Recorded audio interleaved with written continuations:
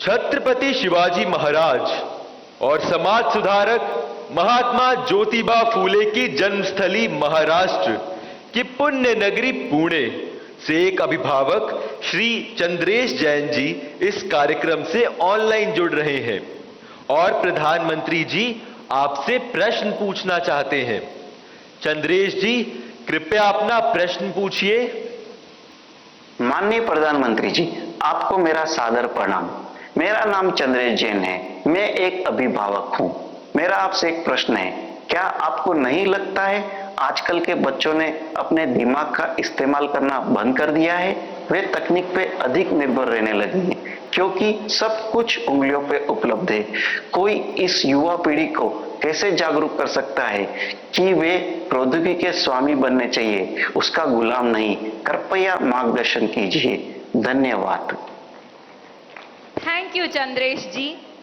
आदिवासी जनजाति के लोक नायक स्वतंत्रता सेनानी बिरसा मुंडा की जन्मभूमि झारखंड के रामगढ़ जिले से एक अभिभावक श्रीमती पूजा श्रीवास्तव जी ऑनलाइन माध्यम से इस कार्यक्रम से जुड़ी हुई है और प्रधानमंत्री जी आपसे प्रश्न पूछकर अपनी शंका का समाधान चाहती है। Puja, please ask your question. Namaskar, Honorable Prime Minister Sir. My name is Kumari Pooja Srivastav. I am a parent of Priyanshi Srivastav studying in Sri Guru Nanak Public School, Ramgarh, Jharkhand. Sir, I want to ask that how I can manage my daughter's studies with using social media platform like Instagram, Snapchat, Twitter. Please guide me on this. Thank you, sir. Thank you ma'am. Himachal Pradesh Shivalik पहाड़ियों की तलहटी में स्थित हमीरपुर जिले के TRDAV school Kangu के एक छात्र अभिनव राणा ऑनलाइन माध्यम से जुड़ रहे हैं और प्रधानमंत्री जी आपसे एक प्रश्न पूछना चाहते हैं। अभिनव, कृपया अपना प्रश्न पूछिए। Honorable Prime Minister Sir, Namaskar. My name is Abhinav Rana. I am a student of TRDAV Public Senior Secondary School, Kangu District, Hamirpur, Himachal Pradesh. Sir, my question is, how can we educate and encourage students to manage exam stress effectively while also harnessing the benefits of mobile technology as a tool for learning rather than letting it become a distraction during crucial study periods? Thank you, sir. Thank you अभिनव।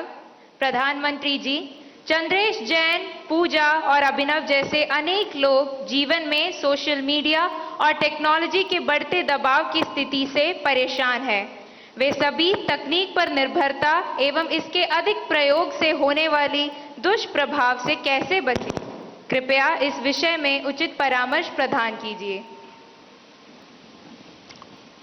देखिए, हमारे यहाँ शास्त्रों में भी कहा गया है और सहज जीवन में भी कहा गया, किसी भी चीज का अति किसी का भला नहीं करता है। हर चीज उसका एक मानदंड होना चाहिए, उसके आधार पर होता है। अगर मान लीजिए मां ने बहुत बढ़िया खाना बनाया है, न्यूट्रिशन की दृष्टि से रिच है, टेस्ट आपकी पसंद का है, समय भी खाने का है, लेकिन बस खा रहे हैं, खा रहे हैं, खा रहे हैं, मां परोसती जा रही है। क्या ये संभव है? क्या संभव है? क्या कभी कभी तो आप मां को कहो, नहीं मां बस बहुत हो गया, अब नहीं खा सकता हूं। करते हो कि नहीं करते हो? अपनी प्रिय खाना था, हर प्रकार से न्यूट्रिशन वैल्यू वाला था, वो समय भी ऐसा था, खाने का वक्त था, फिर भी एक स्टेज आ जाता है जब वो खाना आपके लिए तकलीफ कर सकता है, वॉमिटिंग करवाएगा, हेल्थ खराब कर देगा। आपका कितना ही प्रिय खाना आपको रुकना पड़ेगा। रुकना पड़ता कि नहीं रुकना पड़ता? वैसे ही मोबाइल के ऊपर कितना ही प्रिय चीजें, कितनी ही चीजें आती हो, लेकिन कुछ तो समय तय करना पड़ेगा। अगर आप, मैंने देखा है आजकल बहुत से लोगों को जब भी देखो लगे पड़े हैं। आपने देखा होगा, मेरे हाथ में कभी बहुत रेयर केस में कभी मोबाइल फोन मेरे हाथ में होता है, क्योंकि मुझे मालूम है कि मेरे समय का मुझे सर्वाधिक उपयोग क्या करना है। जबकि मैं ये भी मानता हूं कि इंफॉर्मेशन के लिए मेरे लिए एक बहुत आवश्यक साधन भी है, लेकिन उसका कैसे उपयोग करना, कितना करना, इसका मुझे विवेक होना चाहिए। और ये दोनों जो पेरेंट्स की चिंता है वो इन दो की नहीं है, हर पेरेंट्स की चिंता है। शायद ही कोई अपवाद होगा। जो मां बाप खुद भी दिन भर मोबाइल में अटके रहते होंगे ना, वो भी चाहते होंगे कि बेटा इससे बचे। और आपने देखा होगा, सबसे बड़ी बात, आपके जीवन को बहुत कुंठित कर देता है जी। अगर आप परिवार में देखोगे तो घर के 4 लोग 4 कोने में बैठे हैं और एक दूसरे को मैसेज फॉरवर्ड करते हैं, उठ करके मोबाइल नहीं दिखाते कि देख मैंने ये आया है तुम देखो। क्यों? सीक्रेसी। ये इसके कारण एक बहुत बड़ा अविश्वास पैदा करने में ये भी एक साधन बन गया आजकल। अगर मां ने मोबाइल फोन को हाथ लगा दिया, बस आ गया घर में तूफान। तुम कौन होती मेरे मोबाइल को हाथ लगाने वाली? यही हो जाता है। मैं समझता हूं कि परिवार में कुछ नियम होने, जैसे खाना खाते समय डाइनिंग टेबल पर कोई इलेक्ट्रॉनिक गैजेट नहीं होगा, मतलब नहीं होगा। सब लोग खाना खाते समय गप्पे मारेंगे, बातें करेंगे, खाना खाएंगे। ये हम डिसिप्लिन फॉलो कर सकते हैं जी। घर के अंदर मैंने पहले भी कहा है या दोबारा कहता हूं, नो गैजेट जोन, कि भाई ये कमरे में कोई गैजेट की एंट्री नहीं, हम बैठेंगे, बातें करेंगे, गप्पे मारेंगे। परिवार के अंदर वो ऊष्मा का वातावरण उसके लिए जरूरी है। तीसरा, हम हमारे खुद के लिए भी अब टेक्नोलॉजी से हम बच नहीं सकते हैं। टेक्नोलॉजी को बोझ नहीं मानना चाहिए, टेक्नोलॉजी से दूर भागना नहीं चाहिए, लेकिन उसका सही उपयोग सीखना उतना ही अनिवार्य है।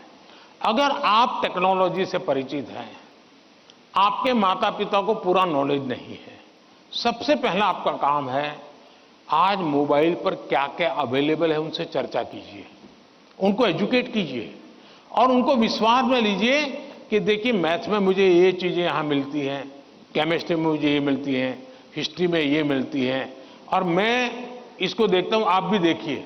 तो वो भी थोड़ी रुचि लेंगे, वरना क्या होगा, हर बार उनको लगता होगा कि मोबाइल मतलब ये दोस्तों के साथ चिपका हुआ है, मोबाइल मतलब रील देख रहा है। अगर उसको पता चले कि भाई इसमें ये पार्ट है, इसका मतलब ये नहीं कि माँ बाप को मूर्ख बनाने के लिए बढ़िया चीज दिखा दे और फिर दूसरा करे, ऐसा नहीं हो सकता है। हमने पूरे परिवार में पता होना चाहिए क्या चल रहा है। हमारे मोबाइल फोन का लॉक करने का जो नंबर होता है वो परिवार के सबको अगर पता हो तो क्या नुकसान होगा। परिवार के हर सदस्य को हर एक मोबाइल का अगर इतनी ट्रांसपेरेंसी आ जाए, आप काफी बुराइयों से बच जाएंगे, काफी बुराइयों से बच जाएंगे। कि भाई हर किसी को हर एक भले मोबाइल अलग होगा, लेकिन उसका जो कोड वर्ड है उसको मालूम है, तो ये भला हो जाएगा। दूसरा, आप भी अपना स्क्रीन टाइम को मॉनिटर करने वाले जो एप्स होते हैं उसको डाउनलोड करके रखिए। वो बताएगा भाई आपका स्क्रीन टाइम आज इतना हो गया, आपने यहाँ इतना टाइम गंवाया है, आपने इतना टाइम, वो आप स्क्रीन पर ही आपको मैसेज देता है, वो आपको अलर्ट देता है। जितने ज्यादा ऐसे अलर्ट के टूल्स हैं, हमने अपने गैजेट्स के साथ जोड़ के रखना चाहिए, ताकि हमें भी पता चले हाँ यार ज्यादा हो गया, अब मुझे रुकना चाहिए। कम से कम वो हमें अलर्ट करता है। एट द सेम टाइम उसकी पॉजिटिव उपयोग कैसे कर सकते हैं। अगर मान लीजिए मैं कुछ लिख रहा हूं, लेकिन मुझे एक अच्छा शब्द मिल नहीं रहा है, तो मैं डिक्शनरी की मुझे जरूरत है, मैं डिजिटल व्यवस्था का उपयोग करके उसका लाभ ले सकता हूं। मान लीजिए कि मैं कर रहा हूं और मुझे कोई अरिथमेटिक का सूत्र ध्यान नहीं आता है, चलिए मैंने डिजिटल चीज का सपोर्ट सिस्टम ले लिया, पूछ लिया उसको क्या हुआ, फायदा होगा। लेकिन अगर मैं जानता ही नहीं हूं कि मेरे मोबाइल में क्या ताकत है, तो मैं क्या उपयोग करूंगा।